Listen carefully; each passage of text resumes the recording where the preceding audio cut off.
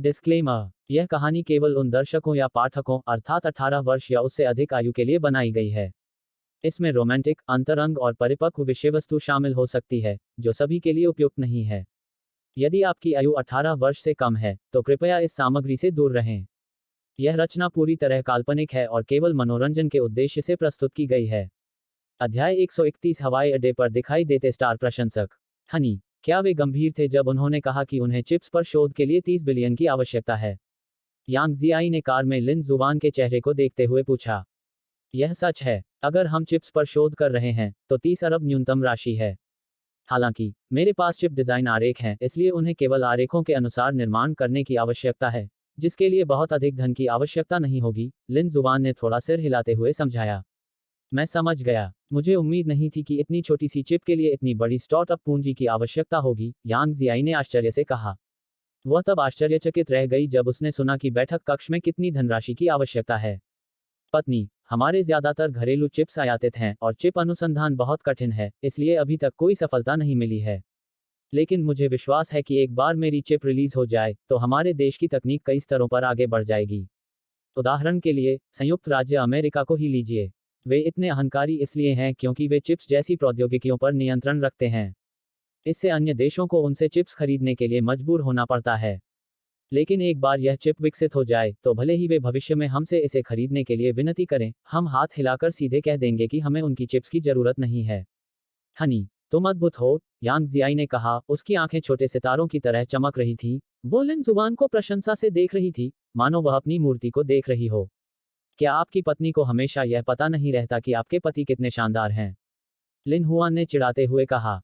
तुम कभी गंभीरता से बात नहीं करते।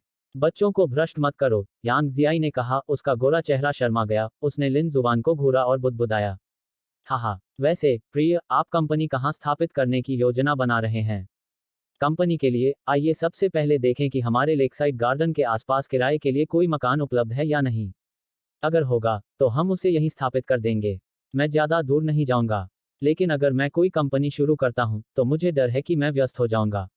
ओह ठीक है। पत्नी, युजिया क्या पढ़ रही है? वह वित्त में स्नातक है। क्यों? अब जब मैं एक नई कंपनी शुरू करने की योजना बना रहा हूं और मुझे जनशक्ति की आवश्यकता है, तो मैं युजिया को अपने जीशिन टेक्नोलॉजी ग्रुप में शामिल कर सकता हूं। अब जब झाओ युजिया दानव शहर में आ गई है, तो लिन हुआन स्वाभाविक रूप से उसके लिए नौकरी की व्यवस्था करेगा, लेकिन यह उसकी क्षमता पर भी निर्भर करता है कि वह किस तरह की स्थिति के लिए उपयुक्त है। क्षमता जितनी अधिक प्रबल होगी, स्वाभाविक रूप से उसका पद उतना ही ऊंचा होगा। उसने स्नातक होने के बाद से कोई काम नहीं किया है। अगर आप उसे बहुत ऊंचा पद देंगे, तो मुझे डर है कि वह घबरा जाएगी। चिंता मत करो, धीरे धीरे करो। जब वह आएगी तो मैं उससे इस बारे में बात करूंगा। ठीक है। कुछ ही देर में कार विला के बेसमेंट में पहुंच गई। कार पार्क करने के बाद, वे दाबाओ और एयरबाओ के साथ कार से बाहर निकल आए। या बच्चों, हम घर आ गए हैं। घर पर, लिन हुआन ने कंपनी शुरू करने की प्रक्रिया के बारे में ऑनलाइन भी खोज की। कंपनी पंजीकरण प्रक्रिया इस प्रकार है। 1. नाम अनुमोदन। उद्योग एवं वाणिज्य ब्यूरो में जाकर उद्यम व्यापार नाम पूर्व अनुमोदन आवेदन पत्र प्राप्त करें। जिस कंपनी का नाम आप लेना चाहते हैं उसे भरें, और उद्योग एवं वाणिज्य ब्यूरो ऑनलाइन उद्योग एवं वाणिज्य ब्यूरो के आंतरिक नेटवर्क खोज करेगा कि क्या कोई डुप्लीकेट नाम है। यदि कोई डुप्लीकेट नाम नहीं है, तो आप उस नाम का उपयोग कर सकते हैं, और एक उद्यम व्यापार नाम पूर्व अनुमोदन सूचना जारी की जाएगी। 2. घर किराए पर लें। किसी खास ऑफिस बिल्डिंग में ऑफिस किराए पर लें। अगर आपकी अपनी फैक्ट्री या ऑफिस है, तो आप ऐसा भी कर सकते हैं। कुछ जगहों पर आपको रिहायशी इमारतों में काम करने की अनुमति नहीं होती। मकान किराए पर लेने के बाद, आपको पट्टा अनुबंध पर हस्ताक्षर करना होगा और मकान मालिक से अचल संपत्ति प्रमाण पत्र की एक प्रति मांगनी होगी। 3. कंपनी एसोसिएशन के लेख लिखें। आप उद्योग और वाणिज्य प्रशासन की वेबसाइट से कंपनी एसोसिएशन के लेख का एक नमूना डाउनलोड कर सकते हैं, इसे संशोधित कर सकते हैं, और सभी शेयरधारक एसोसिएशन के लेखों के अंत में हस्ताक्षर कर सकते हैं। 4. व्यवसाय लाइसेंस के लिए मौके पर ही उद्योग एवं वाणिज्य प्रशासन से संपर्क करें। संबंधित शुल्क इस प्रकार हैं। 1. नाम सत्यापन, निःशुल्क। 2. पूंजी सत्यापन खाता खोलें, 0 युआन। 3. बैंक पूछताछ शुल्क, 0-500 युआन। बैंक के अधीन सदस्यता प्रणाली की कोई आवश्यकता नहीं। 4. पूंजी सत्यापन रिपोर्ट, 0-500 युआन। सदस्यता प्रणाली की कोई आवश्यकता नहीं। 5. जी वाणिज्यिक लाइसेंस, निःशुल्क। 6. मुहर नक्काशी, 600-900 युआन। 7. कोड प्रमाण पत्र 148 युआन स्थानीय चार्जिंग मानकों के अधीन। 8. कर प्रमाण पत्र निःशुल्क। 9. एक बुनियादी खाता खोलें। 8001500 युआन प्रत्येक बैंक अलग अलग शुल्क लेता है। 10. पंजीकृत पता व्यावसायिक संबद्धता पता 10001500 युआन वर्ष आदि। ऑनलाइन कंपनी शुरू करने की प्रक्रिया को देखकर लिन हुआन ने सिर हिलाया और अगला कदम कंपनी शुरू करने के लिए क्या तैयारी करनी है, इसकी तैयारी शुरू करना था। Ding dong. झाओ युजिया ने भी इस समय यांग जियाई को एक संदेश भेजा। संदेश में कहा गया था कि वह कल सुबह विमान से आएंगी। यांग जियाई ने संदेश देखकर लिन जुवान से कहा, हनी, युजिया की उड़ान कल सुबह है। ठीक है, मैं उसे कल सुबह ले आऊंगा। ठीक है। अगले दिन सुबह लगभग 10 बजे लिन हुआन दानव शहर हवाई अड्डे के लिए रवाना हुआ। उसने कार पार्किंग में खड़ी की और फिर झाओ युजिया के विमान के आने का इंतजार करने के लिए हवाई अड्डे के हॉल में चला गया। कुछ ही देर में हवाई अड्डे पर झाओ युजिया अपना सूटकेस खींचकर इस ओर चल रही थी। हालांकि हवाई अड्डे पर कई अन्य लोग भी मौजूद थे, जैसे कुछ प्रशंसक जो विमान को लेने के लिए तख्तियां पकड़े हुए थे। उनमें से एक प्रशंसक भी था जिसके हाथ में एक तख्ती थी जिस पर लिखा था, Zhuo Wenxuan welcome you to the diamond city. Lin Huan ने इन प्रशंसकों की ओर अपना सिर हिलाया और उन्हें अनदेखा कर दिया। अरे, मुझे जाने दो। झाओ युजिया ने अपने सामने इकट्ठे हुए बहुत से लोगों को देखा और दुखी होकर कहा, तुम कौन हो? जल्दी से रास्ते से हट जाओ, हमें ओप्पा से मिलने से मत रोको। कई लड़कियां भी बहुत दुखी थीं जब उन्होंने झाओ युजिया को उन्हें रोकते हुए देखा। तुम यहाँ इकट्ठा होकर हमें रोक रहे हो। तुम हमें अंदर नहीं जाने दे रहे, लेकिन तुम चाहते हो कि हम तुम्हें अंदर जाने दें। कितना बड़ा चेहरा है। यह सुनते ही झाओ युजिया थोड़ी नाखुश हो गई। साफ था कि वे रास्ता रोक रहे थे, लेकिन फिर भी ऐसा लग रहा था कि उनकी कोई गलती नहीं थी। हाँ, तुम यहाँ रुककर हमें परेशान कर रहे हो। तुम्हारा रवैया बहुत बुरा है। उस स्टार के लिए तुम्हारे जैसे प्रशंसक होना पाप है। यह एक अन्य मध्यम आयु वर्ग का व्यक्ति था जिसने सड़क अवरुद्ध करने पर अपना असंतोष व्यक्त किया।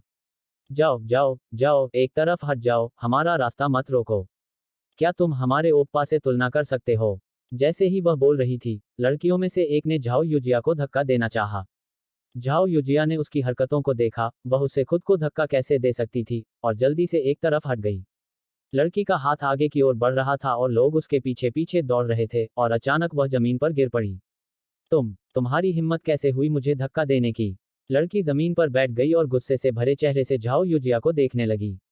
झाओ युजिया उसकी बातों से खुश हो गया। आप स्पष्ट रूप से मुझे धक्का देना चाहते थे और फिर खुद जमीन पर गिर पड़े, लेकिन आप मुझे दोष दे रहे हैं। अगर आपने मुझे अंदर नहीं जाने दिया, तो मैं जमीन पर कैसे गिर सकता था? देखो, कोई किसी को मार रहा है। जैसे ही लड़की ने बोलना समाप्त किया, वह जमीन पर बैठ गई और शोर मचाने लगी। अध्याय 132। आपको मेरे प्रशंसकों से माफी मांगनी चाहिए। उस समय जुओ वेनेक्सुआन नामक सेलिब्रिटी भी हवाई अड्डे के गलियारे से बाहर चले गए। उन्होंने देखा कि कई प्रशंसक उन्हें मोडू में स्वागत कर रहे हैं। जुओ वेनेक्सुआन ने मुस्कुराते हुए अपना हाथ बढ़ाया और सभी की ओर हाथ हिलाया। ओप्पा। जब उन प्रशंसकों ने अपने ओप्पा को उनकी ओर हाथ हिलाते देखा तो वे तुरंत उत्साहित हो गए। मोडू में अपने आगमन पर सभी के उत्साह को महसूस करते हुए जुओ वेनेक्सुआन भी बहुत खुश थे। हालांकि जल्द ही उन्होंने अपने एक प्रशंसक को जमीन पर बैठकर रोते हुए देखा।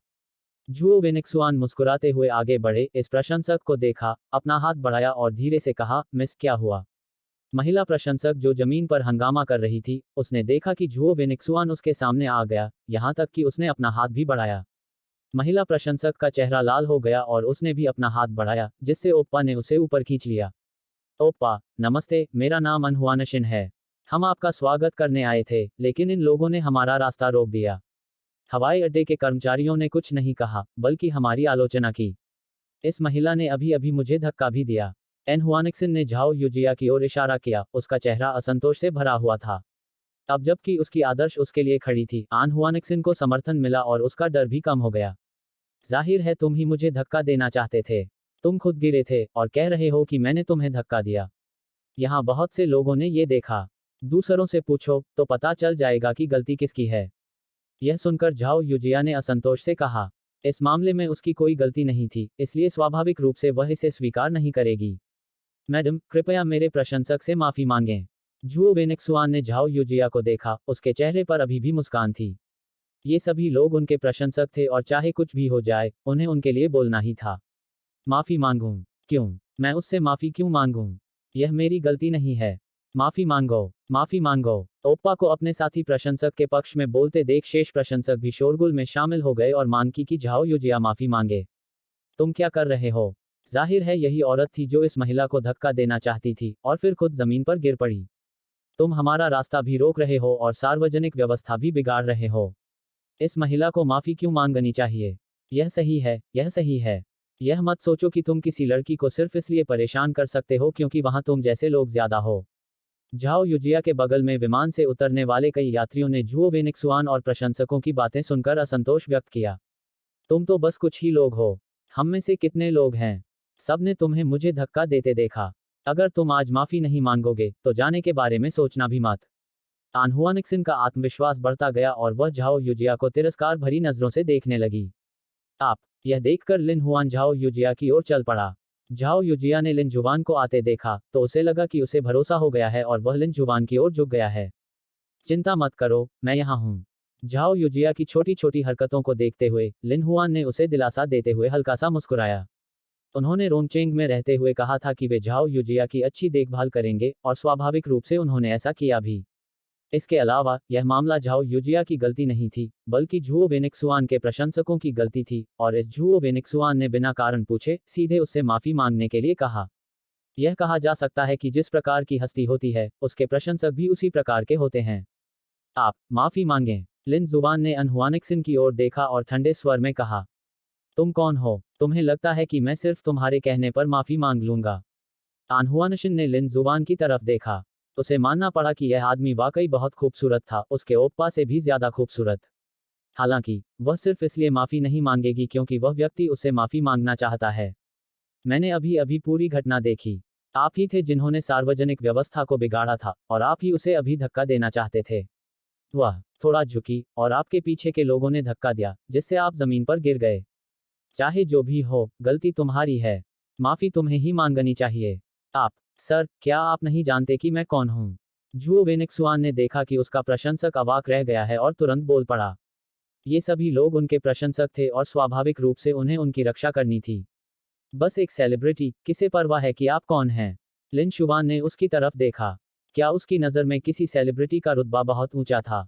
तुम। हे, मेरा नाम झुओ वेनिक्सुआन है। हालांकि मैं एक दूसरे दर्जे की सेलिब्रिटी हूं, मेरे भी कई प्रशंसक हैं।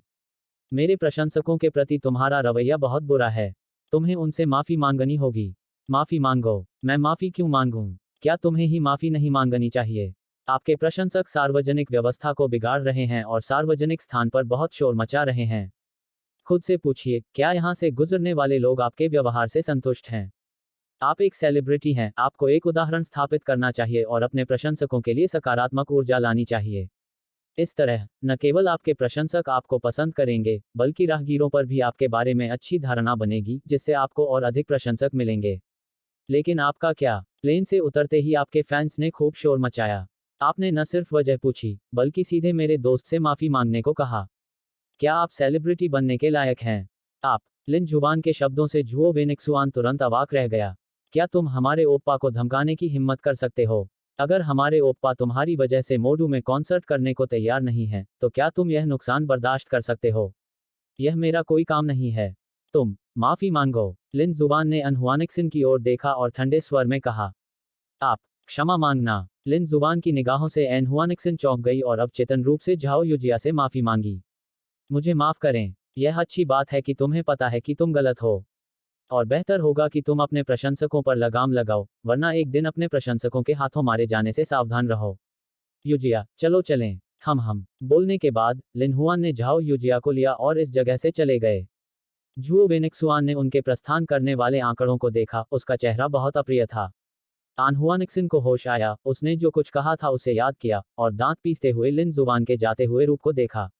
उसने अभी अभी माफी मांगी थी क्योंकि उस व्यक्ति की नज़र से वह डर गई थी, इसलिए उसने मन ही मन माफी मांगी थी। होश में आने पर उसे बहुत पछतावा हुआ। ओप्पा अभी तक उसकी बहुत हिफाजत कर रहे थे लेकिन उसने पलक झपकते ही माफी मांग ली। यह ओप्पा के मुंह पर करारा तमाचा था। इससे वह बहुत असहज महसूस करने लगी। उसे चिंता हुई कि यह बात ओप्पा को असंतुष्ट कर देगी।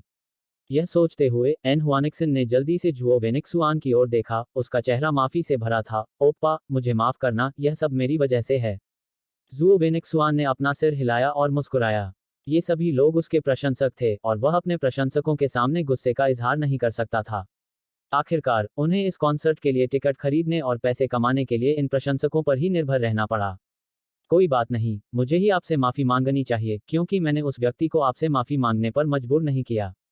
ये शब्द सुनकर न सिर्फ आन हुआनिक्सन बहुत भावुक हुई बल्कि उनके प्रशंसक भी भावुक हो गए।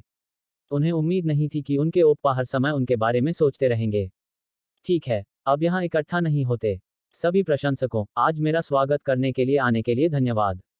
अगले मंगलवार मैं एक संगीत कार्यक्रम की तैयारी करूंगा। मुझे उम्मीद है कि तब सभी मेरा समर्थन करेंगे। अध्याय 133, क्या चेयरमैन को साइबर धमकी दी गई। लिन जुवान, धन्यवाद। मुझे नहीं पता कि मैं तुम्हारे बिना क्या करता। कार में झाओ यूजिया ने लिन हुआन को देखा और धन्यवाद कहा। कुछ नहीं, तुम जियाई की दोस्त हो, इसलिए मुझे तुम्हारी मदद जरूर करनी होगी। इसके अलावा यह तुम्हारी कोई गलती नहीं थी। लिन शुवान ने सिर हिलाया और मुस्कुराया। यह मामला झाओ यूजिया की गलती तो थी ही नहीं। अगर यह सचमुच झाओ यूजिया की गलती होती तो माफी मांगना कोई बड़ी बात नहीं होती। बोलने के बाद लिन हुआन लेकसाइड गार्डन की ओर चला गया। जल्द ही वे घर पहुंच गए। जैसे ही वे अंदर दाखिल हुए, यांग जियाई ने झाओ यूजिया को देखा और मुस्कुराया। यूजिया, तुम यहाँ हो। जियाई, मैं यहाँ हूँ। बच्चों, क्या तुम्हें आंटी की याद आई? इयोर, इयोर। हाँ, आंटी को भी आपकी याद आई। इन दो प्यारे बच्चों को देखकर पहले का अप्रिय मूड तुरंत गायब हो गया। ऐसा लग रहा था जैसे इन दो नन्हे बच्चों में उपचार करने की शक्ति हो। मुझे याद है तुम्हारी उड़ान 10 बजे की थी, है ना? 10:30 बज चुके हैं। क्या रास्ते में तुम्हें देर हो गई थी? यांग जियाई ने उत्सुकता से झाओ यूजिया को बैठने के लिए आमंत्रित करते हुए पूछा।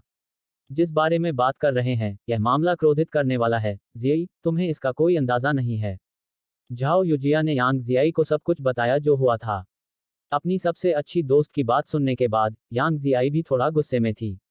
यह सेलिब्रिटी सकारात्मक ऊर्जा फैलाने के बजाय बिना स्थिति स्पष्ट किए ही आपसे माफी मांगने को कहता है। इस तरह का सेलिब्रिटी शायद ज्यादा आगे नहीं बढ़ पाएगा। यह सही है, इस तरह के सेलिब्रिटी को वास्तव में सेलिब्रिटी नहीं होना चाहिए। ठीक है, यह मामला पहले ही खत्म हो चुका है, अब इस बारे में बात करने की कोई जरूरत नहीं है। कहीं ऐसा ना हो कि इससे तुम्हारा मूड खराब हो जाए। लिन शुवान ने सिर हिलाया। यह मामला पहले ही खत्म हो चुका था, इस पर दोबारा बात करने की कोई जरूरत नहीं थी। हालांकि जब लिन हुआन और अन्य लोगों ने सोचा कि मामला खत्म हो गया है, इस समय ब्लॉग पर एक ट्रेंडिंग खोज दिखाई दी। हालांकि यह ट्रेंडिंग सर्च केवल 25वें स्थान पर था, लेकिन नेटिजन्स और प्रशंसकों की मदद से इसकी लोकप्रियता तेजी से बढ़ती गई। सिर्फ 1 घंटे से भी कम समय में यह ट्रेंडिंग सर्च 15वें स्थान पर पहुंच गया। शीर्षक था, एक आदमी ने वास्तव में कहा कि दूसरे दर्जे का सेलिब्रिटी सिर्फ एक सेलिब्रिटी है, उसका रवैया बहुत अभिमानी है। वह वास्तव में हमारे ओप्पा को नीची नज़र से देखता है। वह खुद को क्या समझता है? उसने तो यहाँ तक कह दिया कि हमारे ओप्पा एक दूसरे दर्जे के सेलिब्रिटी हैं। हाँ, हमारे ओप्पा अब सचमुच दूसरे दर्जे के सेलिब्रिटी हैं, लेकिन मेरा मानना है कि वह समय ज़्यादा दूर नहीं जब हमारे ओप्पा पहले दर्जे के सेलिब्रिटी बन जाएंगे। स्थिति के संदर्भ में, हालांकि हमारा ओप्पा अब केवल दूसरे दर्जे का सेलिब्रिटी है, फिर भी वह उस आदमी से कहीं अधिक शक्तिशाली है। हाँ, उस व्यक्ति को ऐसा कहने का साहस किसने दिया? और उस महिला ने तो किसी को धक्का देकर जमीन पर गिरा दिया, और बाद में उस आदमी ने ओप्पा के प्रशंसकों से माफी मांगने को भी कहा। हम इस तरह की बात बर्दाश्त नहीं कर सकते। प्रशंसक पागल होते हैं। जब तक कोई उनके आदर्श के बारे में कुछ बुरा कहने की हिम्मत करता है, तब तक उस व्यक्ति की निंदा इन प्रशंसकों द्वारा की जाएगी। एन हुआनिक्सन के प्रोत्साहन के तहत यह ट्रेंडिंग सर्च शीर्षक सीधे फिर से ऊपर उठ गया और अब ट्रेंडिंग सर्च सूची के शीर्ष 10 में है। हमारे आदर्श का मजाक उड़ाने की उसमें क्या योग्यता है? मैंने यह घटना मौके पर देखी। साफ तौर पर गलती तुम्हारी थी, लेकिन तुम दूसरों को दोष दे रहे हो। हे, तुम्हारे प्रशंसक वाकई कमाल के हैं। यह एक राहगीर की जुबान थी। हालांकि वह अकेले थे और जल्द ही उन प्रशंसकों के प्रभाव में उनकी टिप्पणियां बहुत नीचे तक धकेल दी गईं। आप कहते हैं कि यह आदमी अच्छा नहीं है। हे, आपके शब्द बिल्कुल हास्यास्पद हैं। ऐसा मत सोचो कि लिन शुवान के कोई प्रशंसक नहीं हैं। हम भी उनके प्रशंसक हैं। वह हमारे आदर्श हैं। मैं आपको बता दूं कि पिछली बार जब रोंगचेंग में एक खूंखार कुत्ते ने लोगों को घायल किया था, तो लिन शुवान ने ही मां और बेटी की मदद की थी और उन्हें पुलिस स्टेशन द्वारा कुत्ते के स्वामित्व के बारे में एक सार्वजनिक सेवा विज्ञापन फिल्माने के लिए भी आमंत्रित किया गया था, और यहां तक कि पीपुल्स डेली द्वारा उनका साक्षात्कार भी लिया गया था। क्या आपके सेलिब्रिटी का पीपुल्स डेली द्वारा साक्षात्कार लिया गया है? मुझे लगता है नहीं, क्योंकि आपके पास वह ताकत नहीं है। यदि कोई एक राहगीर बोल रहा है तो स्वाभाविक रूप से दूसरा भी बोलेगा। ब्लॉग पर लिन हुआन के प्रशंसक यह देखकर कि इस सेलिब्रिटी के प्रशंसक इतने घमंडी थे, सभी असंतुष्ट थे। उन्होंने इस ट्रेंडिंग सर्च के टिप्पणी अनुभाग में अपने शब्द पोस्ट किए, और यहां तक कि उन्हें यह भी बताया कि आज वे जिस आदमी से मिले, वह वास्तव में कौन था। पीपुल्स डेली द्वारा साक्षात्कार दिया जाना, क्या यह बहुत अच्छी बात है? आज उनका रवैया बहुत ही अमित्र था और उन्होंने मुझे माफी मांगने के लिए भी मजबूर किया।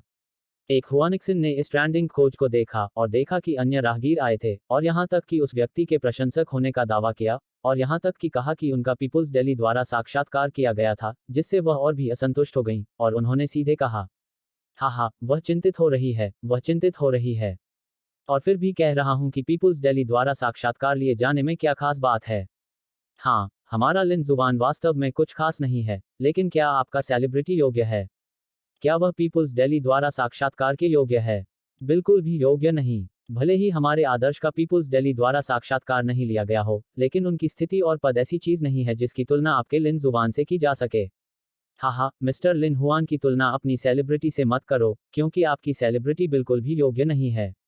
यह देखकर कि वह इन लिन जुबान के प्रशंसकों के खिलाफ नहीं जीत सकती, एन हुआनिक्सन को हार माननी पड़ी और झाओ युजिया के बारे में बात करने लगी।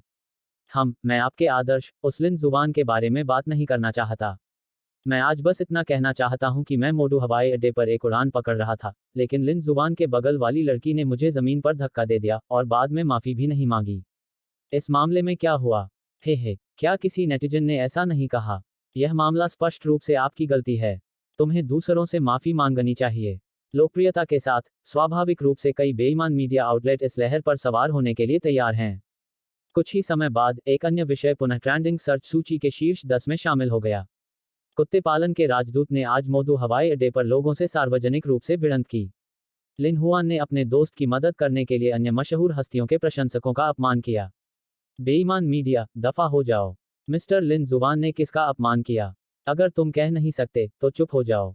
हाँ, ये बेईमान मीडिया संस्थान असल में अपनी पहचान उजागर करने के लिए बकवास पोस्ट कर रहे हैं। यह सचमुच घृणित है। कई लोग किसी को गिरा हुआ देखकर उसे लात मारने के लिए आगे आते हैं। आखिरकार, लिन जुबान खुद भी लोकप्रिय है, और अगर वे इस लोकप्रियता को फिर से उजागर करते हैं, तो वे बहुत सारे ट्रैफिक को भी अवशोषित कर सकते हैं।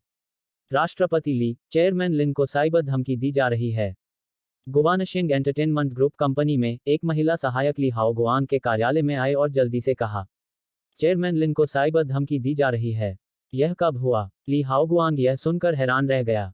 आपको पता होना चाहिए कि चेयरमैन लिन ने पिछली बार रोंगचेंग के कुत्ता पालन राजदूत के रूप में काम किया था, लेकिन कितना समय हो गया है, और वास्तव में उन्हें साइबर धमकी दी जा रही है।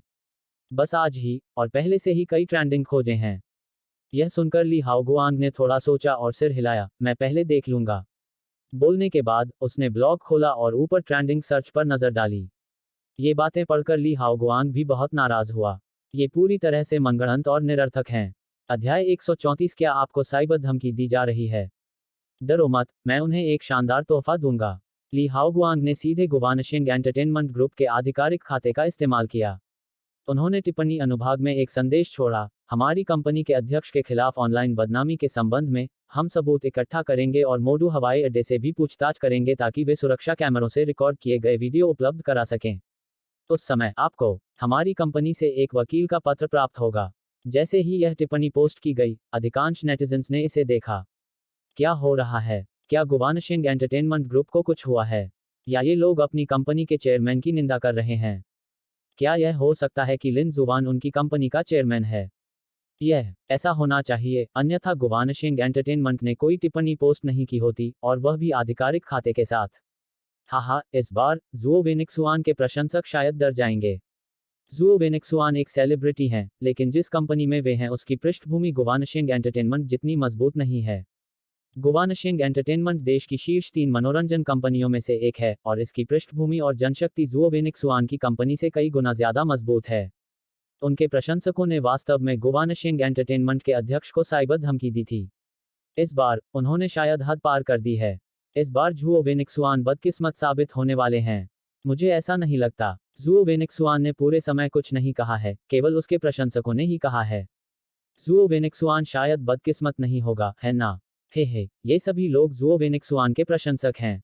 एक सेलिब्रिटी के रूप में, अगर वह अपने प्रशंसकों को अच्छी तरह से प्रबंधित नहीं करता है और उन्हें दूसरों को साइबर धमकी देने देता है, तो उसे अपने प्रशंसकों से प्रतिक्रिया का सामना करना पड़ेगा। इसलिए इस बार, वह निश्चित रूप से बदकिस्मत होगा। हाँ, अगर मैं कोई सेलिब्रिटी होती और मेरे इतने बुरे प्रशंसक होते, तो शायद मैं तुरंत एक स्पष्ट रेखा खींच देती और इन प्रशंसकों को छोड़ देती। वकील का पत्र। मैं सच कह रही हूँ, तुम मुझे वकील का पत्र क्यों भेज रहे हो? आनहुआ निक्सन थोड़ी चिंतित हुई जब उसने देखा कि गुवानशिंग एंटरटेनमेंट वास्तव में उसे वकील का पत्र भेजना चाहता था, लेकिन फिर भी उसने जोर देकर कहा। रोंग सिटी, लेकसाइड गार्डन। जब से झाओ युजिया लिन जुवान के घर आई है, वह दबाव और एरबाव के साथ खेल रही है। जब दबाव और एरबाव अपने माता पिता की गोद में दूध पी रहे थे, झाओ युजिया ने अपना फोन उठाया और हमेशा की तरह अपना ब्लॉग ब्राउज किया। जल्द ही, झाओ युजिया के माथे पर बल पड़ गए। जब उसने ब्लॉग की हॉट सर्च लिस्ट में उस शीर्षक को देखा, तो वह तुरंत नाराज हो गई। युजिया, क्या हुआ? यांग जियाई ने झाओ युजिया के चेहरे पर नजर डाली, जो थोड़ा उदास था, और हैरान भाव से पूछा। लिन जुवान, आप साइबरबुलिंग का शिकार हो रहे हैं, झाओ युजिया ने लिन जुवान से थोड़ा शर्मिंदा होकर कहा। यह मामला पूरी तरह से उसके कारण था, अन्यथा लिन हुआन को फंसाया नहीं जाता और उसे साइबर धमकी नहीं दी जाती। साइबरबुलिंग, क्या मतलब है तुम्हारा? लिन जुवान यह सुनकर भौंचक्की रह गई। यह आज हवाई अड्डे पर हुई घटना के बारे में है। संभवतः एनहुआ निक्सन ही अन्य प्रशंसकों को आपको साइबर धमकी देने के लिए प्रेरित कर रही है। ओह, मैं समझा। पति जी, हमें क्या करना चाहिए? झाओ युजिया की बातें सुनकर यांग जियाई चिंतित हो गई। वह साइबरबुलिंग के प्रभाव को जानती थी। वह चिंतित थी कि इस मामले से उसके पति का मूड प्रभावित होगा, और अगर ऐसा हुआ तो। कोई बात नहीं बीवी, बस छोटी सी बात है। बच्चों को खाना खिलाने के बाद मैं इस बात का ध्यान रखूंगा। लिन हुआन ने यांग जियाई को देखकर मुस्कुराकर उसे आश्वस्त किया कि वह इस मामले को अच्छी तरह से संभाल लेगा। बच्चों को दूध पिलाने और यांग जियाई तथा अन्य लोगों को उनकी देखभाल करने देने के बाद, लिन हुआन ने अपना फोन उठाया और अपना ब्लॉग खोला। उन्होंने हॉट सर्च को ब्राउज किया और फिर अपने फीड पर एक संदेश पोस्ट किया। मुझे ऑनलाइन मामले की जानकारी है और आप सभी की चिंता के लिए धन्यवाद। अगली बार मैं इस मामले को देखूंगा। हर कोई साइबरबुलिंग का इतना आनंद लेता रहता है, तो मुझे आशा है कि आप मेरे द्वारा दिए जाने वाले उपहारों को स्वीकार कर लेंगे। इस संदेश को पोस्ट करने के बाद, लिन हुआन ने गुवानशिंग एंटरटेनमेंट ग्रुप और मोडू अनमेई ग्रुप को भी ऐड किया। हाँ, लिन जुवान ने एक संदेश पोस्ट किया है, जिसमें हमें चिंता न करने के लिए कहा है। वह इसे अच्छी तरह से संभाल लेंगे। आगे देखते हैं कि लिन जुवान इसे कैसे संभालते हैं। लिन जुवान की ताकत के साथ, यह मामला शायद इतनी आसानी से खत्म नहीं होगा। जैसे ही लिन हुआन का संदेश पोस्ट किया गया, उनके प्रशंसकों ने हॉट सर्च सूची के टिप्पणी अनुभाग में अन्य नेटिजन्स को जवाब दिया। उसने कहा कि वह उन लोगों को उपहार देगा जिन्होंने उसे साइबर धमकी दी थी। आपको क्या लगता है वह क्या देगा? मुझे लगता है कि यह एक वकील का पत्र होना चाहिए। हाँ, अगर यह सचमुच एक वकील का पत्र है, तो हम केवल यही कह सकते हैं कि लिन शुवान कमाल की है। मैंने पहली बार सुना है कि कोई वकील का पत्र उन लोगों को उपहार के रूप में दे रहा है जो दूसरों को साइबर धमकी देते हैं। गुवानशिंग एंटरटेनमेंट और अनमेई ग्रुप ने लिन जुवान का देखा और जवाब देने के लिए लिन जुवान के संदेश के टिप्पणी अनुभाग में गए। अध्यक्ष महोदय, हम यहाँ हैं। ठीक है, मैं तुम्हें एक काम देता हूँ। सबूत इकट्ठा करो और फिर बेतरतीब ढंग से 500 साइबरबुलियर्स का चयन करो, प्रत्येक को एक वकील का पत्र दो और फिर उन पर अदालत में मुकदमा करो। ठीक है, कोई बात नहीं, अध्यक्ष जी। हमें एक दिन दीजिए, हम सब कुछ तैयार कर लेंगे और अदालत में उन पर मुकदमा चलाने के लिए सबसे अच्छी कानूनी टीम ढूंढ लेंगे। ठीक है, मैं यह मामला आप पर छोड़ता हूँ। उन्हें निर्देश देने के बाद, लिन हुआन ने थोड़ा विचार किया और फिर एक और संदेश पोस्ट किया। मेरा मानना है कि आप में से कई लोगों को भी साइबरबुलिंग का सामना करना पड़ा है। इसके बाद, मैं एक साइबरबुलिंग फाउंडेशन की स्थापना करूंगा। जब तक आप साइबरबुलिंग का शिकार हैं, हम आपको मुफ्त में मुकदमा दायर करने में मदद करेंगे। मैं इस फाउंडेशन में 10 मिलियन का निवेश करूंगा। जब तक आप पर अनुचित साइबर धमकी का आरोप लगाया गया है, आप हमारे फाउंडेशन से संपर्क कर सकते हैं, और हमारा फाउंडेशन आपको मुफ्त में मुकदमा दायर करने में मदद करेगा। जैसे ही यह संदेश पोस्ट किया गया, कुछ ऑनलाइन नेटिजन्स ने खुशी जताई। इस युग में, कई लोग साइबर धमकी का शिकार होते हैं क्योंकि उन्होंने कुछ लोगों को नाराज किया है, और उन्हें साइबर धमकी से बहुत नुकसान हुआ है। यदि लिन हुआन की नींव वास्तव में स्थापित हो जाती है, तो यह उन लोगों के लिए बहुत अच्छी बात होगी, जिन्हें साइबर धमकी दी गई है। हाँ, मुझे उम्मीद नहीं थी कि मिस्टर लिन हुआन इतना बड़ा काम करेंगे, साइबरबुलिंग का शिकार हुए लोगों की मदद के लिए सीधे 10 मिलियन का निवेश करेंगे। बढ़िया, लिन जुबान, तुम सचमुच मेरी आदर्श हो। आज से, जो कोई भी तुम्हारे बारे में बुरा कहने की हिम्मत करेगा, मैं उससे लड़ूंगा। नान्यू में, लिन हुआन द्वारा पोस्ट किए गए संदेश को देखकर एक लड़की अचानक रो पड़ी। वह साइबरबुलिंग का भी शिकार है। सिर्फ इसलिए कि उसने स्कूल में एक सहपाठी की मदद नहीं की, उस सहपाठी ने नाराजगी पाल ली और उसे साइबरबुलिंग का शिकार बना दिया। अब ऐसी नींव के साथ उसे ऐसा लग रहा है जैसे डूबते हुए व्यक्ति को अचानक जीवन रक्षक तिनका मिल गया हो।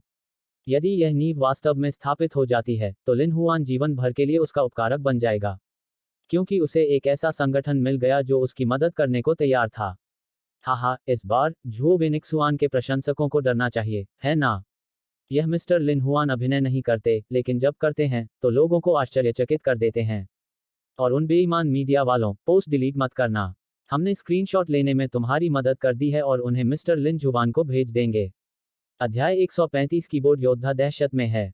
यह सोचते हुए उसने लिन जुवान का अकाउंट ढूंढा, फॉलो करने के लिए क्लिक किया और फिर एक निजी संदेश में पूछा, श्री लिन जुवान, मेरा नाम जियांग जिमेई है और मैं भी साइबरबुलिंग का शिकार हूं।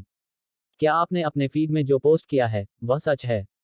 क्या आप वाकई साइबरबुलिंग पीड़ितों की मदद करेंगे? यह निजी संदेश भेजने के बाद जियांग जिमेई ने लिन जुवान के उत्तर की प्रतीक्षा की। लिन शुवान ने कुछ ही देर में जवाब दिया, यह मामला तो सच है। कुछ ही दिनों में हमारी नींव स्थापित हो जाएगी। जब वह समय आएगा तो जब तक आप सबूत पेश करेंगे, हमारी नींव आपकी मदद करेगी।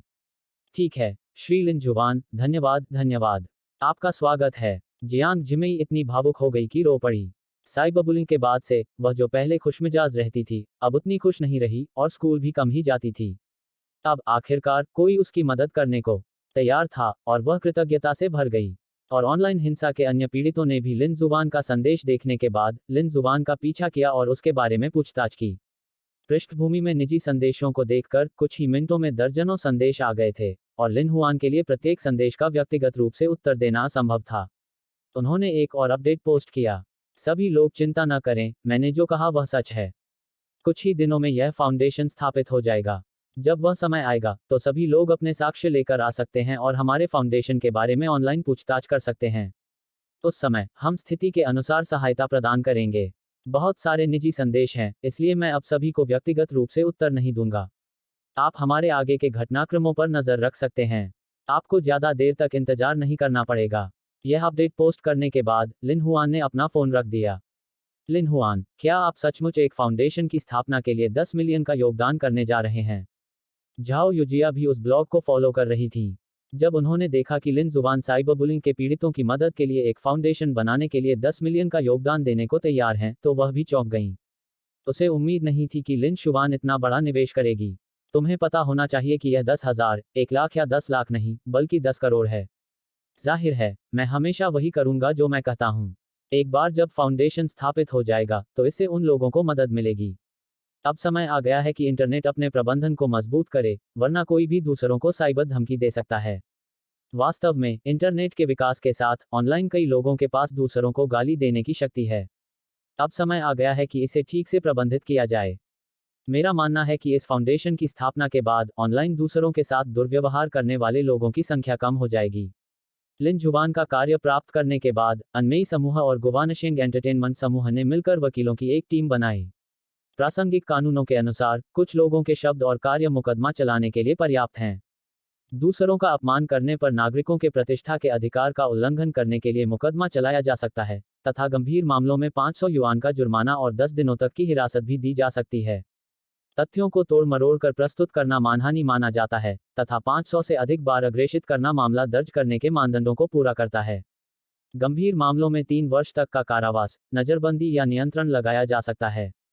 जल्द ही रेनमिन डेली को भी यह खबर मिली और उसने इस मामले पर रिपोर्ट करना शुरू कर दिया।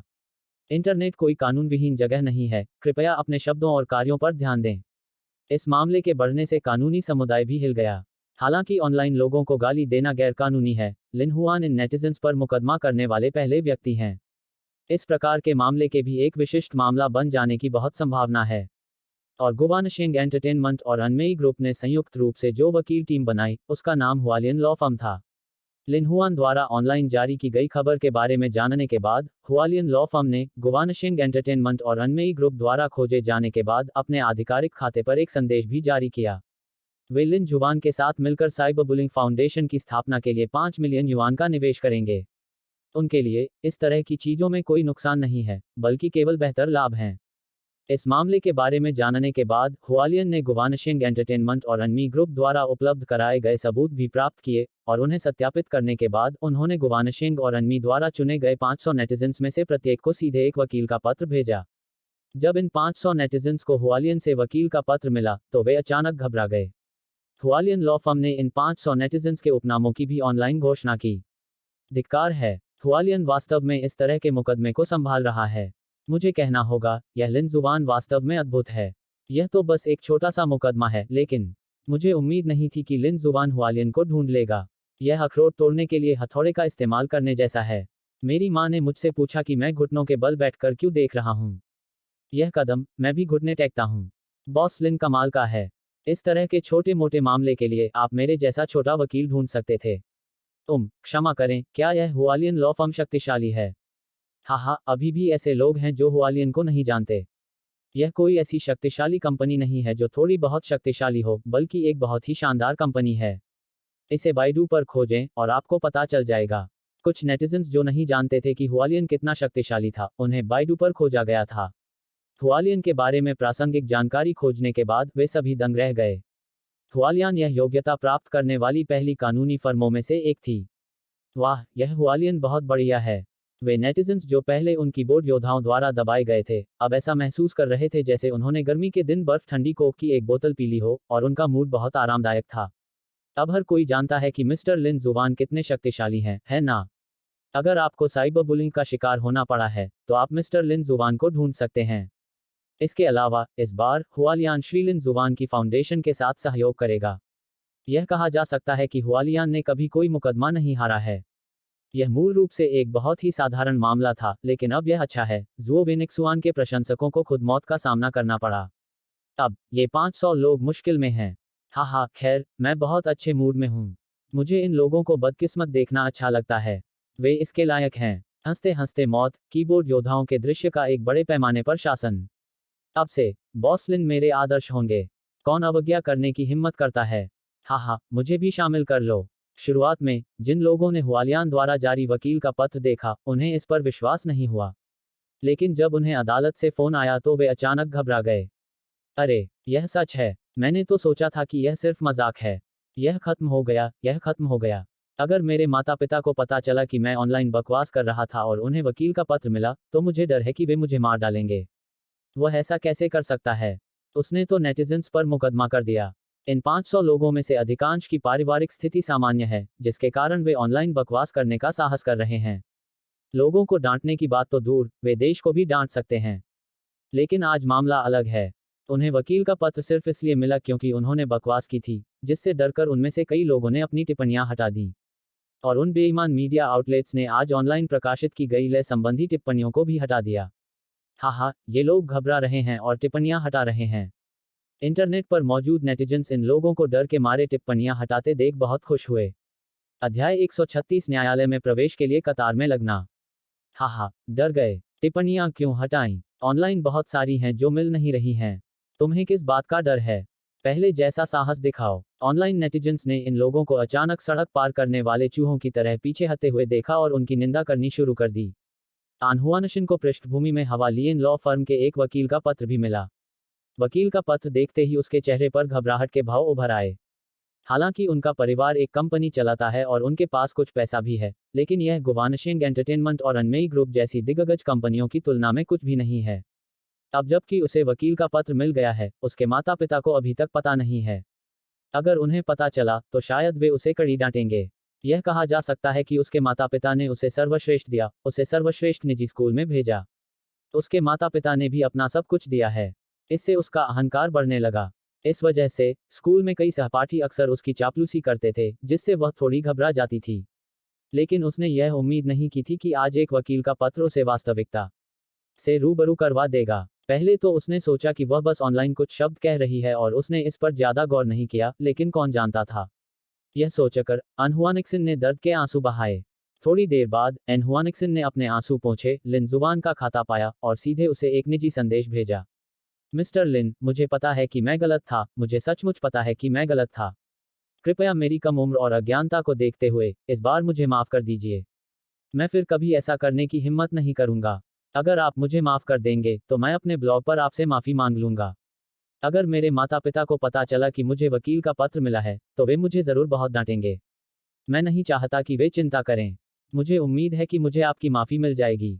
वाक्य दर वाक्य, एन हुआनिक्सन को पता नहीं था कि उसने कितने संदेश भेजे। हालांकि लिन जुबान के निजी संदेश बॉक्स में भेजे गए ये सभी संदेश बिना किसी निशान के डूब गए और कोई प्रतिक्रिया नहीं मिली। उसके संदेशों का कोई जवाब नहीं मिला। वास्तव में, यदि लिन जुबान ने उसका उत्तर देख भी लिया तो भी वह उसे उत्तर नहीं देगा। यदि गलती करने वाले लोगों को माफी मांगकर माफ किया जा सकता है तो फिर हमें पुलिस की क्या जरूरत है।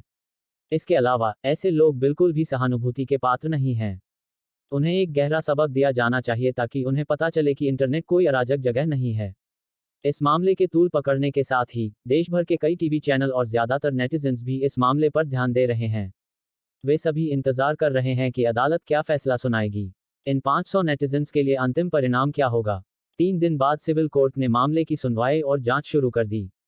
30 अगस्त की सुबह मैजिक सिटी कोर्ट आधिकारिक तौर पर खुल गया। देश भर के टीवी स्टेशन मैजिक सिटी पहुंच गए और जल्द से जल्द इस मामले की रिपोर्टिंग करने की कोशिश करने लगे। आखिरकार यह एक बड़ी खबर थी। यह इतिहास का पहला मामला भी है जहां नेटिजन्स पर साइबर धमकी के लिए मुकदमा दायर किया गया है।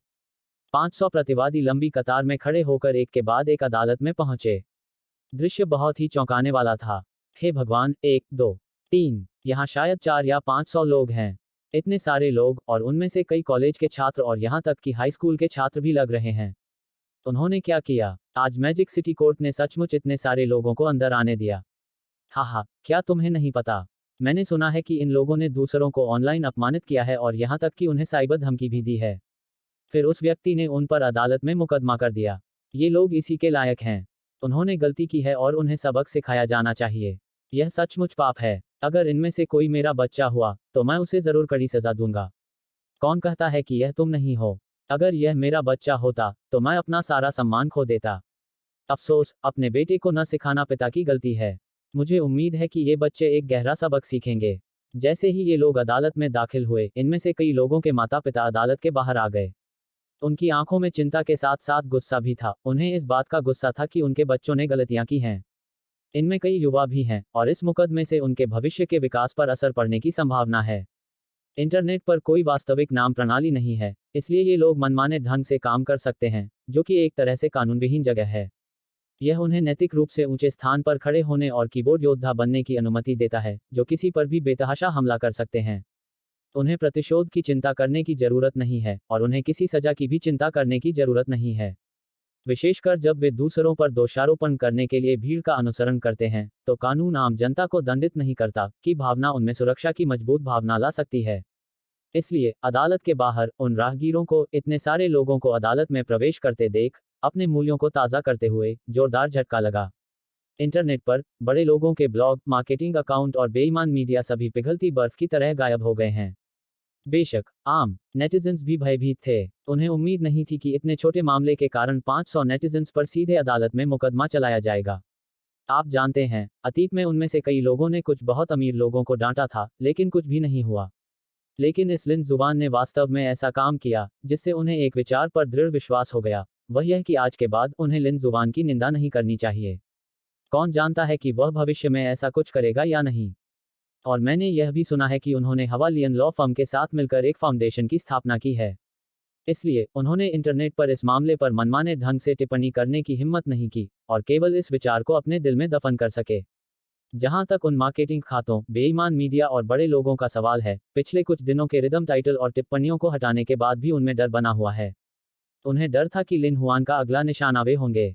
ऐसा प्रतीत होता है कि उन्होंने आपस में बातचीत की और सुबह 10 बजे सभी ने अपने अपने माफीनामे जारी कर दिए। यह सब नेटिजन्स को बहुत हास्यास्पद लग रहा था, क्योंकि पिछले क्षण में वे अभी भी उच्च भूमि पर खड़े थे, लेकिन अगले ही पल वे सीधे ऐसे लोग बन गए जिन्होंने अपनी कायरता स्वीकार कर ली। माफीनामा समाप्त होने से पहले अंत में उन्होंने लिन जुबान की भी प्रशंसा की और कहा कि लिन जुबान वास्तव में हमारी पीढ़ी के लिए एक आदर्श हैं और अपने अधिकारों की रक्षा के लिए कानून का उपयोग करना जानते हैं। लिन हुआन, मैजिक सिटी कोर्ट अब सत्र में होना चाहिए, है ना? लेकसाइड गार्डन में झाओ युजिया खुशी खुशी फल खा रही थी और अपना ब्लॉग ब्राउज कर रही थी। अब उसका मूड बहुत अच्छा था।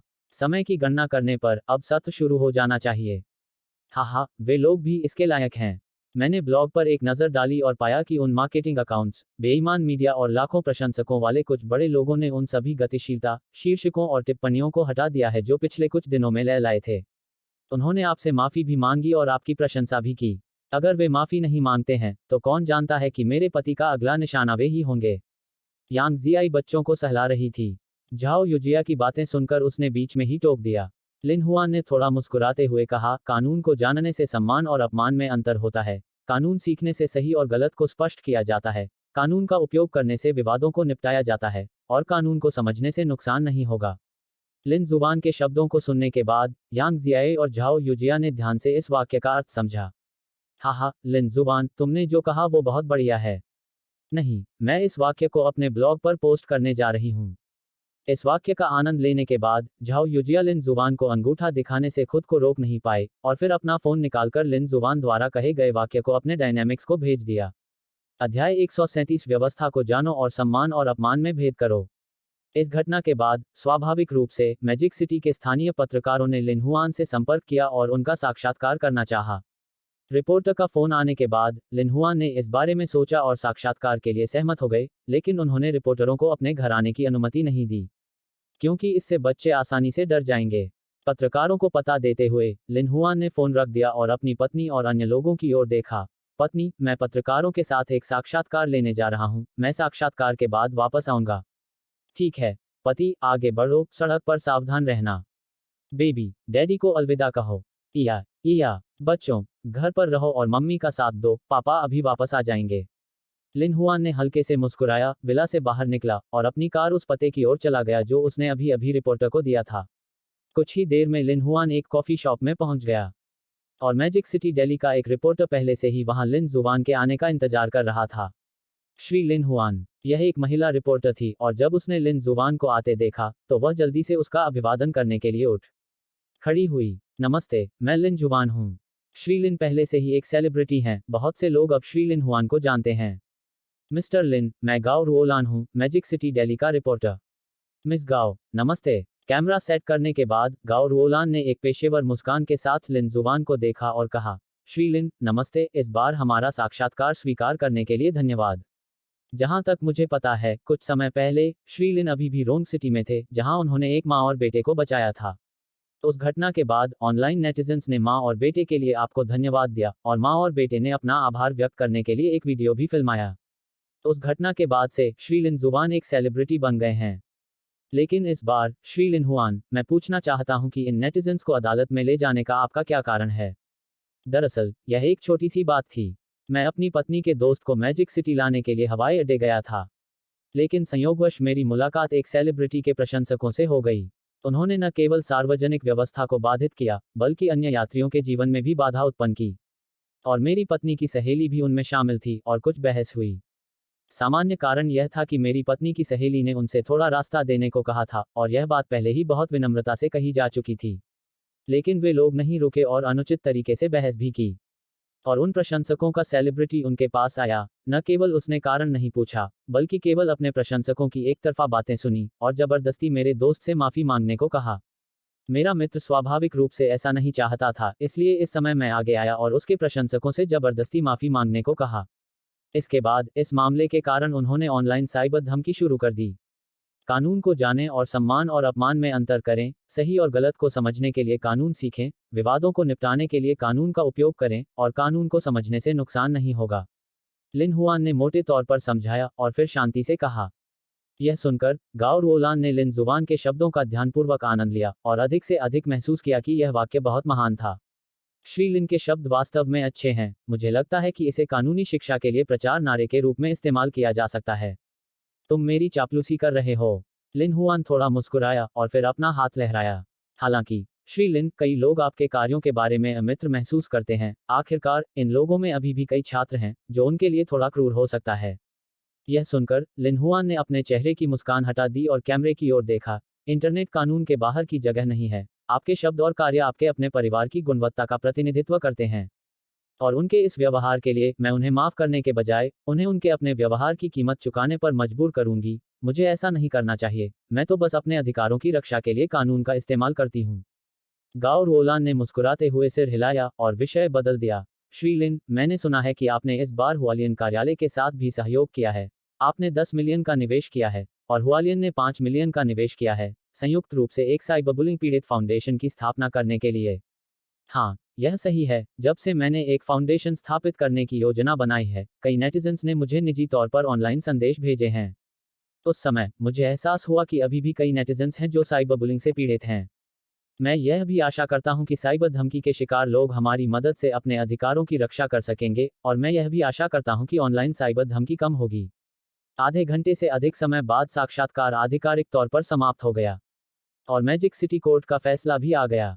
कुछ लोगों पर 500 युआन का जुर्माना लगाया गया और कुछ लोगों को 15 दिनों के लिए हिरासत में रखा गया। और मैजिक सिटी दिल्ली के रिपोर्टर के वापस जाने के बाद उन्होंने लिन हुआन के साथ साक्षात्कार का वीडियो भी प्रसारित किया। जब ऑनलाइन नेटिजन्स ने कानूनी प्रचार का नारा देखा जो लिन हुआन ने शुरुआत में कहा था, तो उन्होंने सभी ने तालियां बजाईं और खुशी मनाई।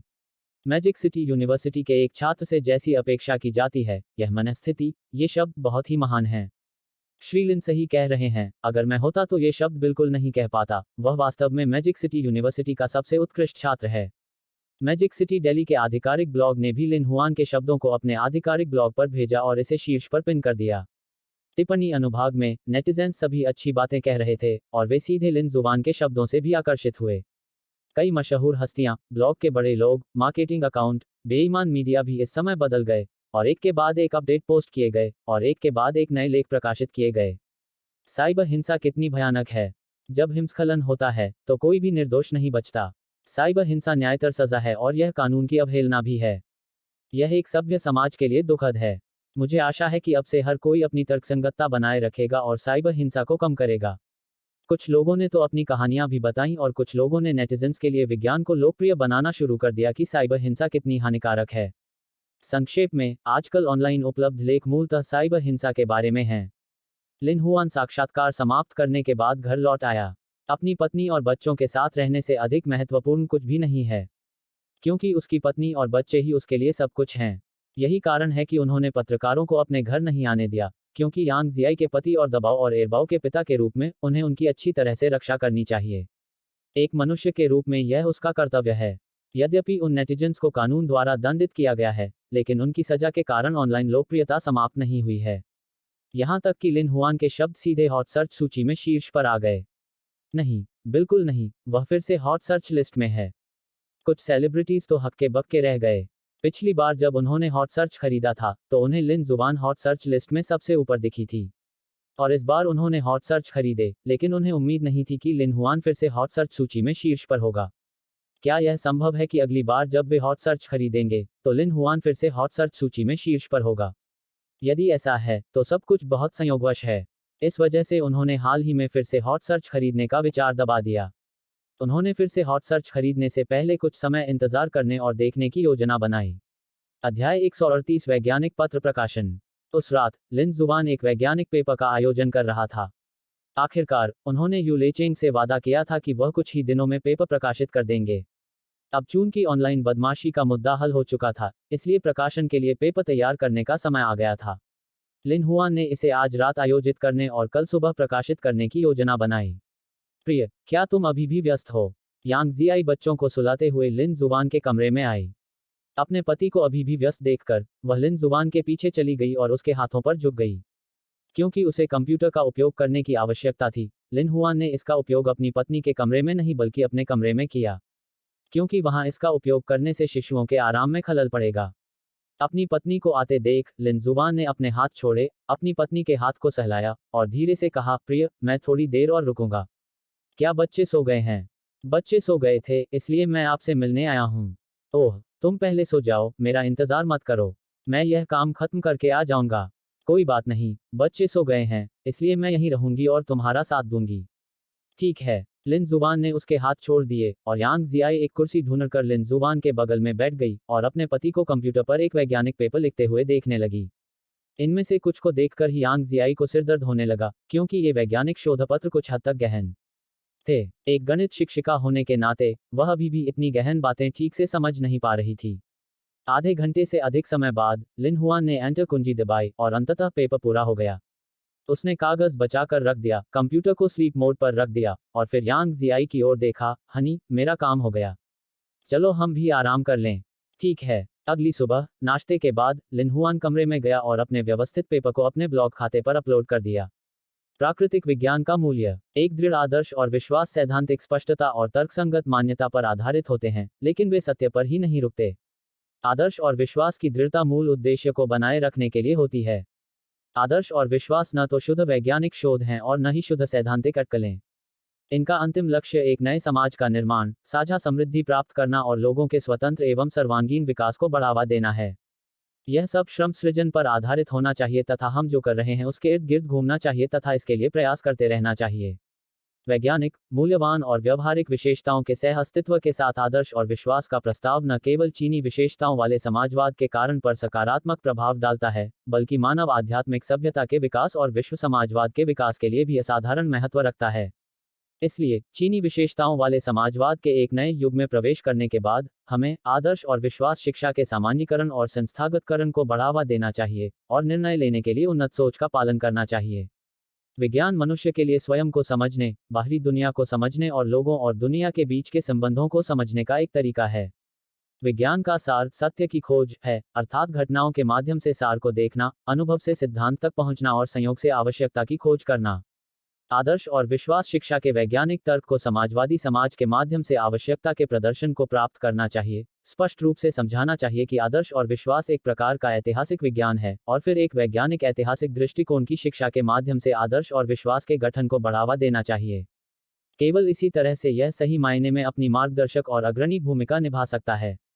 यद्यपि आदर्श और विश्वास का अपना वैज्ञानिक वैचारिक आधार होता है, फिर भी वे शुद्ध ऐतिहासिक विज्ञान नहीं हैं, क्योंकि उनमें मूल्य निर्णय, मूल्य विकल्प, भविष्य की पूर्व धारणाएं, मार्ग विकल्प और अपने स्वयं के निर्णयों और विकल्पों में अटूट विश्वास शामिल होता है।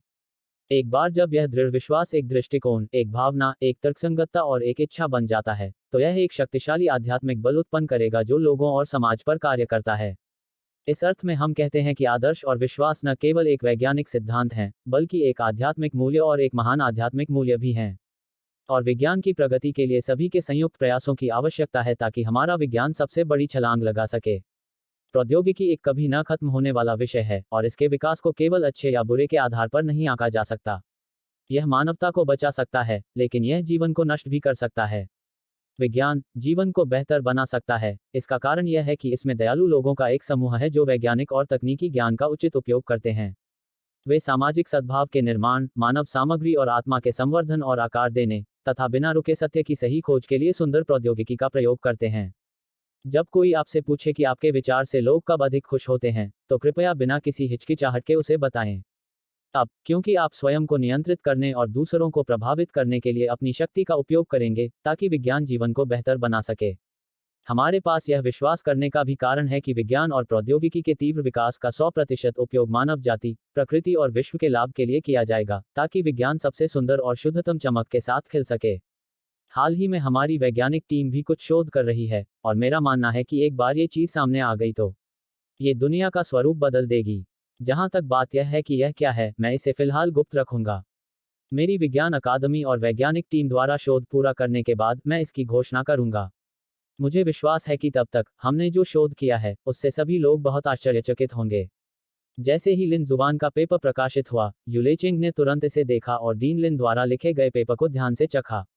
यूलेचेंग इतने उत्साहित थे कि उन्होंने अच्छा कहा और यहां तक कि विज्ञान अकादमी के सभी वैज्ञानिकों से डीन लिन द्वारा प्रकाशित पेपर देखने के लिए आने को कहा। ऑनलाइन जिन प्रशंसकों ने लिन जुवान का अनुसरण किया था, उन्होंने लिन जुवान द्वारा प्रकाशित पेपर देखा। वे चौंक कर बोले, बिल्कुल नहीं, मिस्टर लिन सचमुच विज्ञान समझते हैं। और जो पेपर लिखा गया है वह इतना गहन है। अंत में श्री लिन के शब्दों पर गौर करें। क्या उनका मतलब यह है कि उनकी अपनी वैज्ञानिक टीम है? और उन्होंने यह भी कहा कि उनकी वैज्ञानिक टीम किसी चीज पर शोध कर रही है। उन्होंने यह भी कहा कि अगर यह बात सामने आती है तो यह विश्व का स्वरूप बदल सकती है। क्या यह बहुत अहंकारी नहीं है? एक हाहा, क्या आप यहाँ नए हैं? मिस्टर लिन जुवान जो भी कहते हैं वह सब कर सकते हैं, और उन्होंने पिछली बार 10 मिलियन भी निकाले थे, जिससे पता चलता है कि मिस्टर लिन बहुत अमीर हैं। और यह पेपर बहुत ही गहन है। अगर श्री लिन ने इसे स्वयं लिखा है तो इसे केवल एक शब्द में वर्णित किया जा सकता है, अद्भुत। ऊपर यह स्पष्ट रूप से 2 शब्द हैं। लेकिन आपको क्या लगता है कि मिस्टर लिन किस चीज के बारे में बात कर रहे हैं? उन्होंने यह भी कहा कि यह दुनिया का स्वरूप बदल सकता है। आखिर यह चीज क्या है? मैं बहुत उत्सुक हूं। न केवल आप उत्सुक हैं, बल्कि मैं भी बहुत उत्सुक हूँ। मुझे उम्मीद है कि मिस्टर लिन हमें ज्यादा इंतजार नहीं करवाएंगे। मैं इसे पहले देखना चाहता हूँ और देखना चाहता हूँ कि क्या यह वैसा ही है जैसा मैंने अपने दिल में सोचा था। हाँ, हाँ, मैं भी इसे जल्दी देखना चाहता हूँ। मुझे उम्मीद नहीं थी कि जैसे ही ऑनलाइन बदमाशी खत्म होगी, मिस्टर लिन सीधे एक पेपर प्रकाशित कर देंगे। श्री लिन मोडू में हैं। उन्होंने कहा कि उनके पास एक वैज्ञानिक टीम है। क्या यह हो सकता है कि मोडू में विज्ञान अकादमी श्री लिन की हो? यह बहुत संभव है। अध्याय 139 वरिष्ठों का ध्यान आकर्षित करना। देखिए, शंघाई एकेडमी ऑफ साइंसेज के आधिकारिक अकाउंट ने श्री लिन की पोस्ट का जवाब दिया है। ऐसा लगता है कि यह शंघाई विज्ञान अकादमी वास्तव में श्री लिन की है। मुझे उम्मीद नहीं थी कि श्री लिन न केवल पढ़ाई में अच्छे और आकर्षक इंसान हैं, बल्कि अमीर भी हैं। वे 2 ग्रुप कंपनियों के अध्यक्ष भी हैं, और अब श्री लिन शंघाई एकेडमी ऑफ साइंसेज के अध्यक्ष भी हैं। इतनी सारी पहचानें, मिस्टर लिन कमाल के हैं। हाँ, हाँ, मुझे याद है कि मिस्टर लिन अभी सिर्फ 20 साल के हैं, है ना? जब मैं 20 साल का था, तब भी मैं 996 पर काम कर रहा था। हालांकि अब मैं थोड़ा बहुत कारोबार करने के लिए अपने परिवार पर निर्भर हूं, लेकिन मैं लिन जुबान से बिल्कुल भी तुलना नहीं कर सकता। यह वाकई काबिले तारीफ है। अगर मैं लिन शुवान जितना अच्छा होता, तो मेरे माता पिता बहुत खुश होते। उफ, लोगों की तुलना करना कितना गुस्सा दिलाने वाला है। यंजिंग में एक महिला एक मध्यम आयु वर्ग के व्यक्ति के कार्यालय में आई। नेता, ओह, मैं जियाओ झांग हूँ। क्या बात है? अधेड़ उम्र का आदमी उस औरत को अंदर आते देख मुस्कुराया। नेताजी, बात कुछ ऐसी है। हमें शंघाई एकेडमी ऑफ साइंसेज के अध्यक्ष ऑनलाइन मिले। यह अध्यक्ष न केवल गुवानशिंग एंटरटेनमेंट और अनमेई ग्रुप के अध्यक्ष हैं, बल्कि पिछले खूंखार कुत्तों की घटना में लोगों को बचाने वाले हीरो भी हैं।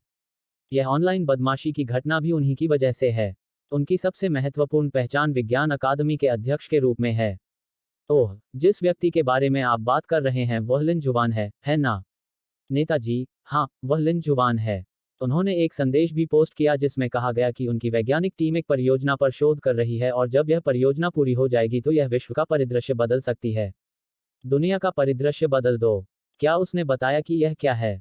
नेता, उसने ऐसा नहीं कहा। चूंकि वह शंघाई एकेडमी ऑफ साइंसेज के अध्यक्ष हैं, आप उन्हें एक निजी संदेश भेज सकते हैं और पूछ सकते हैं कि उनकी एकेडमी ऑफ साइंसेज क्या शोध कर रही है। अगर वह कहते हैं कि यह चीज हमारे घरेलू वैज्ञानिक अनुसंधान में मदद कर सकती है, तो हम भी उनके साथ सहयोग कर सकते हैं। ठीक है, नेताजी, मैं बाद में उन्हें एक निजी संदेश भेजूंगी। झांग उपनाम वाली महिला ने सिर हिलाया। ठीक है, अगर और कुछ नहीं है, तो जाओ और काम पर लग जाओ। ठीक है। मध्यम आयु वर्ग के व्यक्ति ने जियो झांग को जाते हुए देखा, अपना मोबाइल फोन निकाला, कुछ देर सोचा और शंघाई एकेडमी ऑफ साइंसेज के यू लेचेन को फोन किया। मिस्टर लियू, मैं आपके लिए क्या कर सकता हूँ? जैसे ही कॉल कनेक्ट हुई, दूसरी तरफ से यू लेचेन की आवाज आई। प्रोफेसर यू, मैंने सुना है कि आपकी विज्ञान अकादमी हाल ही में किसी विषय पर शोध कर रही है। क्या इसे उजागर करना उचित होगा? यू लेचेन की आवाज सुनकर अधेड़ उम्र का व्यक्ति थोड़ा मुस्कुराया और पूछा। श्री लियू, मुझे खेद है, हमारे राष्ट्रपति ने हमें बार बार कहा है कि इस मामले का खुलासा नहीं किया जा सकता, लेकिन श्री लियू, कृपया आश्वस्त रहें कि हम जिन चीजों पर शोध कर रहे हैं, उनसे देश को मदद ही मिलेगी, और हो सकता है कि हमारे देश का वैज्ञानिक अनुसंधान एक कदम और आगे बढ़ जाए। लेकिन हम ऐसा कुछ भी नहीं करेंगे जिससे देश को नुकसान पहुंचे। यूलेचेन की जीवित रहने की इच्छा बहुत प्रबल है। अध्यक्ष ने कहा कि उन्हें इस मामले का स्वयं अध्ययन करना चाहिए और उच्च अधिकारियों को हस्तक्षेप नहीं करने देना चाहिए, इसलिए उन्हें श्री लियू को यह बात स्पष्ट रूप से समझानी चाहिए।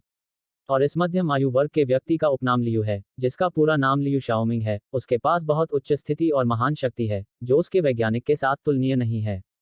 ओह, क्या ऐसा है? तो फिर मुझे आश्चर्य है कि आपका शोध कब पूरा होगा? राष्ट्रपति द्वारा हमें दी गई विधि के अनुसार, इसे कम से कम आधे वर्ष में विकसित किया जा सकता है, और अधिकतम इसमें 1.5 वर्ष का समय लग सकता है।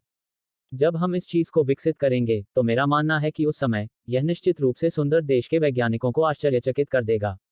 जब लियू शाओमिंग ने यह सुना, तो उसके दिमाग में एक अस्पष्ट विचार उभरा। सुंदर देश में उन वैज्ञानिकों के जबड़े को अचेत करने में सक्षम। और जिस चीज की उनके देश के बाजार में भी कमी है, वो सिर्फ एक चीज है, वो है चिप। यह सोचकर लियू शाओमिंग की आंखें चमक उठीं। अगर उनकी विज्ञान अकादमी सचमुच इस पर शोध कर रही है, तो शोध पूरा होने के बाद यह सचमुच दुनिया की स्थिति बदल सकती है। क्योंकि उस समय, उन्हें सुंदर देश से चिप्स आयात करने की आवश्यकता नहीं होगी, और उनके पास स्वयं अपने चिप्स होंगे। लेकिन यह चिप है या नहीं, यह तो बस अनुमान है। अगर यह सच है कि लिन शुवान की वैज्ञानिक टीम इस पर शोध कर सकती है, तो वे इस विज्ञान अकादमी और उन वैज्ञानिकों के योगदान के लिए भी आभारी होंगे। श्री लियू, क्या आप अभी भी वहां हैं? प्रोफेसर यू, मैं सुन रहा हूं। अगर कोई ऐसी समस्या है जिसका समाधान आपकी विज्ञान अकादमी नहीं कर सकती, तो आप मेरे पास आ सकते हैं। जब तक मैं मदद कर सकता हूं, मैं स्वाभाविक रूप से आपकी मदद करूंगा। ठीक है, तो फिर अग्रिम धन्यवाद। हाँ, आपका स्वागत है। पिछली बार भी आपने ड्रोन विकसित करने में हमारा साथ दिया था।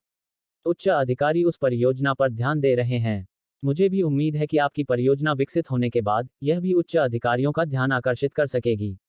श्री लियू, चिंता न करें, मेरा मानना है कि हम जो चीज़ विकसित करेंगे वह निश्चित रूप से उच्च अधिकारियों का ध्यान आकर्षित करेगी। ठीक है, तुम पढ़ाई जारी रखो, मैं तुम्हें परेशान नहीं करूंगा।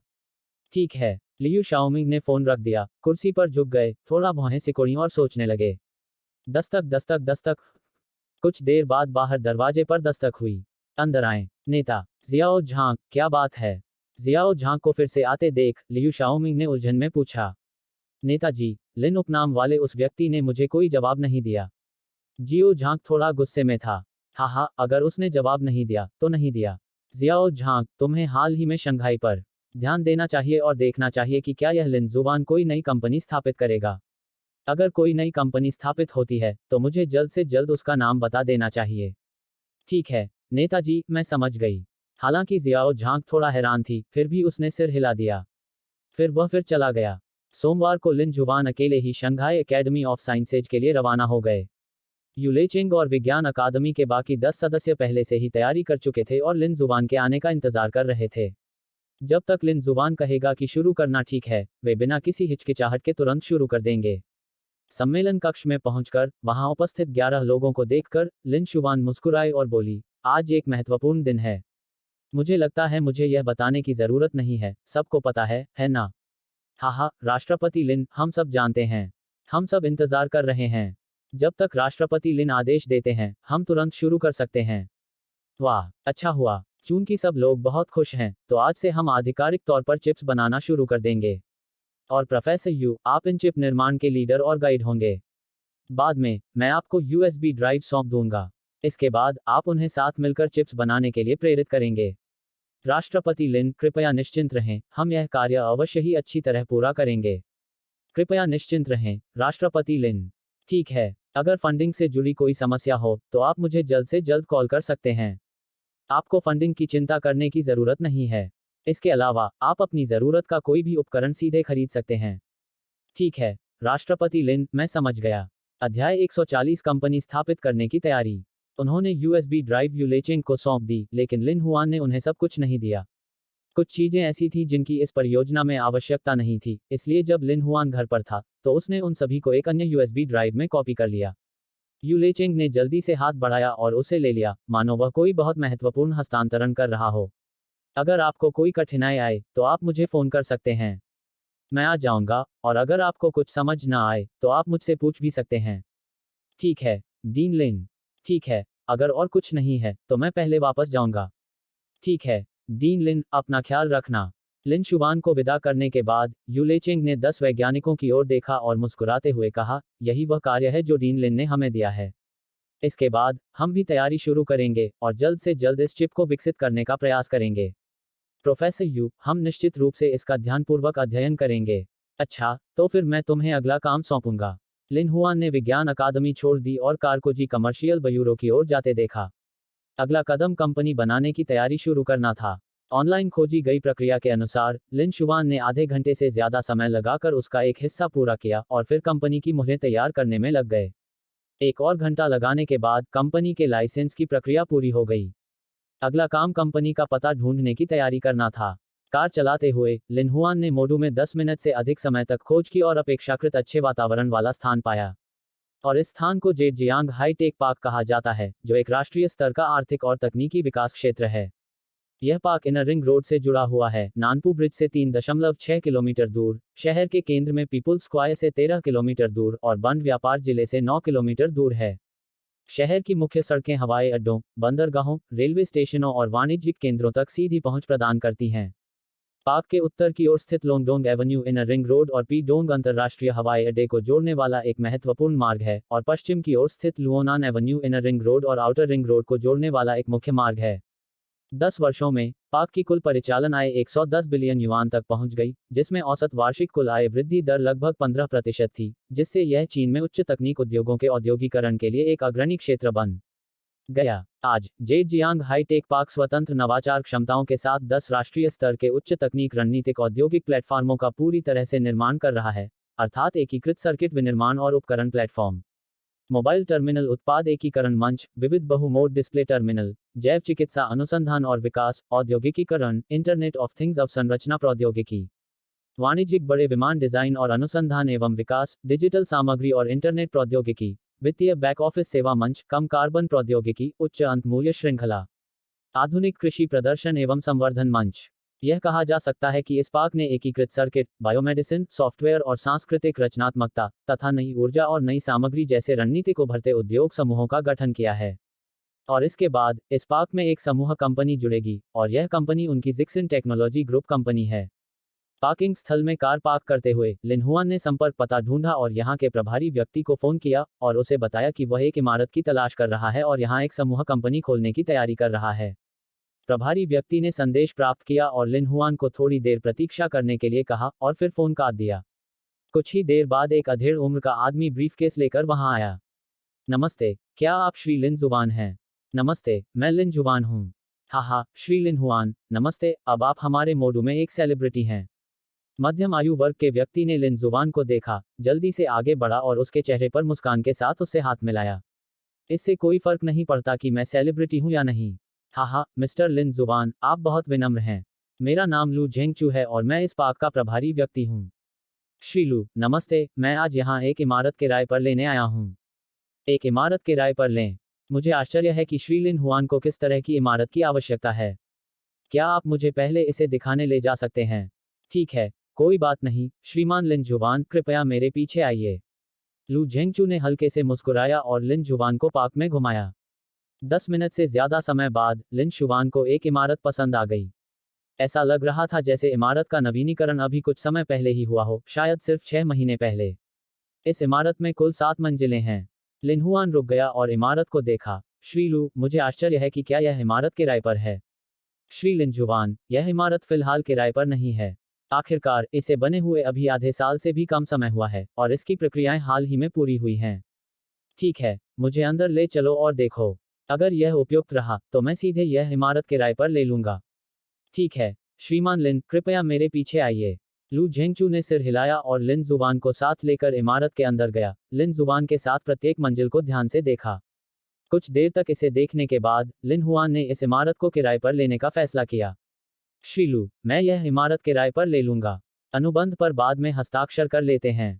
ठीक है। यह सुनकर लू झेंगचू बहुत खुश हुआ और उसने मुस्कुराते हुए तुरंत सिर हिला दिया। श्री लिन, यहाँ एक इमारत की कीमत 20,000 युआन प्रति माह है और न्यूनतम आवश्यकता 1 वर्ष के लिए किराए पर लेने की है। इसके अलावा आपको 30,000 युआन की जमा राशि देनी होगी और जब आप इसे किराए पर नहीं लेंगे तो मैं आपको जमा राशि वापस कर दूंगा। यह सुनकर लिन शुवान ने थोड़ा सोचा। इस विज्ञान और प्रौद्योगिकी पार्क में यह कीमत वास्तव में ज्यादा नहीं है। लिन शुवान सोच रही थी कि पहले कितना किराया देना है। सिर्फ 1 वर्ष के लिए किराए पर लेना बहुत यथार्थवादी नहीं है, इसलिए पहले इसे 2 वर्षों के लिए किराए पर ले लें। श्री लू, मैं इस इमारत को 2 साल के लिए किराए पर लेने की योजना बना रहा हूँ। श्री लिन, यदि यह 2 वर्ष का है तो यह 240,000 युआन प्रति वर्ष, 2 वर्षों के लिए 480,000 युआन तथा 30,000 युआन की जमा राशि, कुल 510,000 युआन होगा। ठीक है, अनुबंध तैयार करो। इसके तैयार होने के बाद मैं भुगतान करूंगा और इसे आधिकारिक रूप से किराए पर दे दूंगा। ठीक है, श्रीमान लिन, कृपया एक क्षण प्रतीक्षा करें। लू झेंगचू हल्के से मुस्कुराया और कॉन्ट्रैक्ट तैयार करने लगा। 5-6 मिनट बाद कॉन्ट्रैक्ट तैयार होने के बाद उसने उसे लिन जुवान को दिखाया। लिन हुआन ने कुछ देर तक इसे ध्यान से देखा और सिर हिलाया, कोई बात नहीं। फिर उसने अपने दस्तावेज निकाले और लू झेंगचू से उन्हें लिखने को कहा। अनुबंध पूरा होने के बाद लू झेंगचू ने लिन जुवान को बैंक कार्ड खाता भी बता दिया। लिन हुआन ने बैंक कार्ड खाते में प्रवेश किया और सीधे लू झेंगचू के बैंक कार्ड खाते में 510,000 युआन स्थानांतरित कर दिए। हस्तांतरण की जानकारी दिखाने के बाद लू झेंगचू मुस्कुराए और बोले, श्री लिन, यह इमारत अब आपकी है। अब जब अनुबंध पर हस्ताक्षर हो गए हैं तो चाबी लीजिए। ठीक है। लिन जुवान ने चाबी ली और फिर लू झेंगचू के साथ समुदाय में आया। श्रीलिन, यदि आप भविष्य में कोई भवन किराए पर लेने की योजना बनाते हैं तो आप मुझसे किसी भी समय संपर्क कर सकते हैं। ठीक है, तो फिर मैं पहले विदा लूंगा। लिन हुआन ने उसे जाते हुए देखा और कार में बैठने के लिए मुड़ गई। पिछली बार मैंने अपनी पत्नी के साथ जो कमरा किराए पर लिया था उसकी अभी तक जांच नहीं हुई है। अब जांच का समय आ गया है क्योंकि उस घर में कोई रहता नहीं है और मकान मालिक के पास अभी भी कुछ जमा राशि बाकी है। चेकआउट करने और जमा राशि वापस लेने के बाद लिन हुआन लेकसाइड गार्डन की ओर चला गया। अगर आप इस ऑडियो स्टोरी का नेक्स्ट एपिसोड बिना एड्स के और सबसे पहले सुनना चाहते हैं, टेलीग्राम फ्री ग्रुप ज्वाइन करें। वहां आपको प्रीमियम एक्सेस 99 रुपीज़ पर मंथ की पूरी जानकारी और एक्सक्लूसिव अपडेट्स मिलेंगी। लिंक डिस्क्रिप्शन और अबाउट में है।